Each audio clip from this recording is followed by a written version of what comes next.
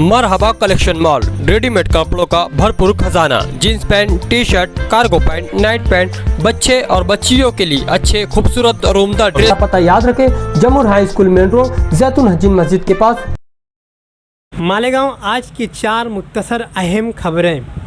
आज बरोज़ जुमा 25 अप्रैल को मालेगांव मुकामी कोर्ट गुना नंबर 40/2025 में जन्म दाखिला मामले में सैयद साजिद, सैयद वहाब, अतीक अहमद, मोहम्मद याकूब और शबाना बानो शेख हनीफ और नजमा बानो अब्दुल शकूर वगैरह की ज़मानत सेशन कोर्ट में रखी गई थी, लेकिन मुअज़्ज़ज़ जज ने इन लोगों की ज़मानत नामंजूर कर दी है।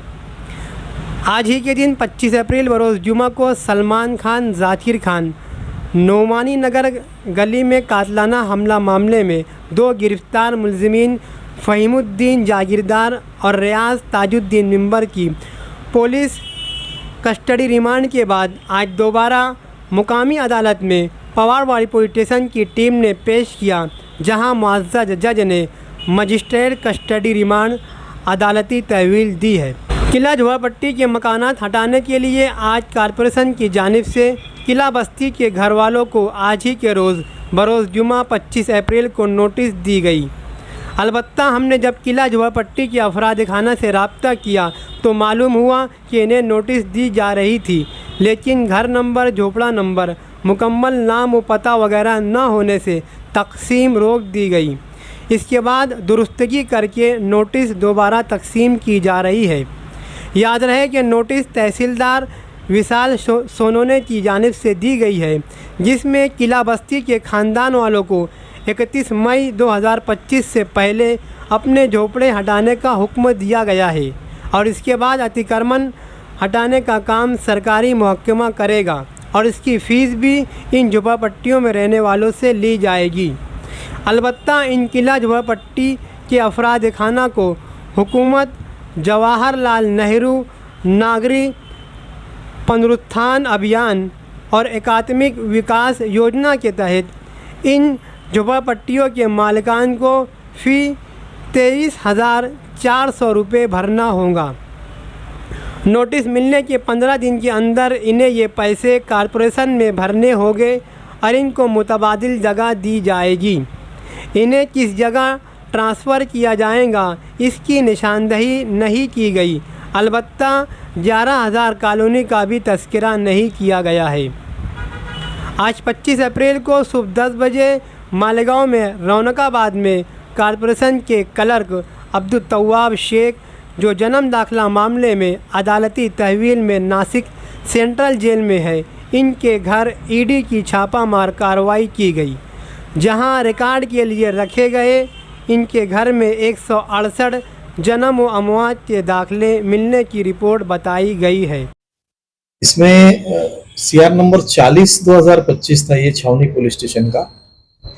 इसमें हम लोगों ने सैयद साजिद, सैयद वहाब और शबाना बानो शेख हनीफ, नजमा बानो अब्दुल शकूर और एक शख्स और था अतीक अहमद, मोहम्मद याकूब, ऐसे 4 लोगों की जमानत सेशंस कोर्ट में रखी हुई थी।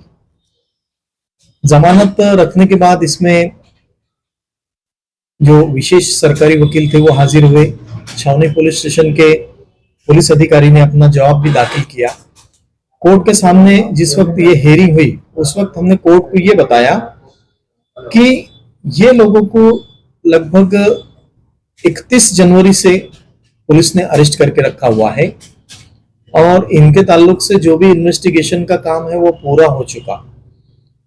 अब इसके अलावा एक चीज और ऐसी बताए कि सैयद साजिद, शबाना बानो, नजमा बानो, ये लोग जो थे ये अर्जदार बोल के थे कि भाई जिन्होंने जन्म दाखिला मिलने के लिए तहसील कचहरी में एप्लीकेशन दी है।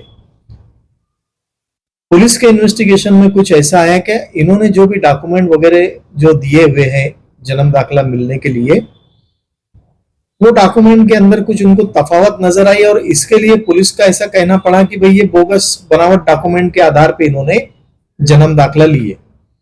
बस इतना लिमिटेड रोल इनका था। कोर्ट को हमने ये बताया कि ये लोगों ने जन्म दाखिला जो तैयार करने के लिए कोई वकील का अपॉइंटमेंट किए, तहसील कचहरी के लोगों ने उसको वेरीफाई किए वेरीफाई करने के बाद जन्म दाखिला दिया गया। ये लोगों को अरेस्ट करने के बाद में सरकार ने इनके जन्म दाखिले भी जो है वो रिजेक्ट कर दी। अब इतना सब कुछ होने के बाद में 3 महीने से अगर ये लोग जेल में हैं, तो इंडिपेंडेंटली इनके ताल्लुक से पुलिस ने इन्वेस्टिगेशन कंप्लीट कर लिया। ये कोई ऐसा मामला नहीं था कि भाई ये लोगों ने एक से ज्यादा कुछ जन्म दाखिले तैयार किए, आम पब्लिक के अंदर ये लोगों ने कुछ और भी लोगों के जन्म दाखिले तैयार किए, ऐसा कोई मामला नहीं था। तो लिमिटेड रोल होने की वजह से 3 महीने के लगभग पीरियड बीत चुका, इन्वेस्टिगेशन कंप्लीट हो गया और भी बहुत सारे ग्राउंड के ऊपर हम लोगों ने कोर्ट से बेल मांगा। और हमारा ऑब्जेक्शन ये था कि पुलिस ने इसमें जो जवाब दाखिल की, वो जवाब के अंदर पुलिस ने स्पेसिफिक ऐसा यहाँ पे नमूद की कि भाई जो भी डॉक्यूमेंट है वो डॉक्यूमेंट सब हमने सीज कर लिए। जब्ती पंचनामे के आधार पे जितने डॉक्यूमेंट थे उतने सब हमने पुरावा बोल के जब्त कर लिए। अब ऐसी कंडीशन के अंदर इनको जेल में रख के अब किसी का कुछ पुलिस का कोई प्रोसिक्यूशन का कोई फायदा है, ऐसी बात नहीं है। इन्वेस्टिगेशन इनका कंप्लीट हो गया, चार्जशीट भी बस आने में है। ऐसे हालात में इनको बेल मिलना जरूरी है। कोर्ट ने जो विशेष सरकारी वकील थे उनकी, हमारी दोनों की बहस और पुलिस अधिकारी जो आए थे उनकी बहस सुनने के बावजूद कोर्ट ने फिलहाल ये जमानत की अर्जी जो है ये चारों की रिजेक्ट की। कोर्ट ने ऐसा ऑर्डर में कहा कि अभी और भी कुछ इन्वेस्टिगेशन इसके ताल्लुक से बाकी है और कुछ फोर्ज डॉक्यूमेंट पुलिस के कहने के मुताबिक ये लोगों ने इस्तेमाल किए हुए हैं, उसका भी कुछ रिपोर्ट वगैरह आना बाकी है। अभी चार्जशीट दाखिल नहीं हुआ, ये आधार पे कोर्ट ने इनकी जमानत अभी नामंजूर की है। लेकिन हालात इस तरीके के हैं कि चार्जशीट आने के बाद में ये वापस से अपनी जमानत की एप्लीकेशन दाखिल कर सकते और उस वक्त फिर इनकी जमानत मिलने के चांसेस भरपूर है। हाँ, तो आज उन्होंने फिर से पुलिस कस्टडी की मांग की थी, तो उसके अंदर हमने ये बात कोर्ट के सामने रखी कि भाई जो मामला जो है तो उसमें जो पुरावा वगैरह लेने का जो काम रहता है वो ऑलरेडी हो गया है और अभी पुलिस कस्टडी रिमांड की कोई ज़रूरत बिल्कुल भी नहीं है, ऐसी बातें रखने में आई। तो कोर्ट ने क्या कहा? तो कोर्ट ने पुलिस कस्टडी की जो मांग थी तो वो नामंजूर की और उनको अभी 14 दिन मजिस्ट्रेट कस्टडी में भेजे। बेल उनका कुछ बेल उल का तो अभी नकल वगैरह सब निकालना पड़ेगी। तो कोई आरोपी अभी तक के गिरफ्तार कुछ वांटेड है ऐसा पुलिस का रिपोर्ट है।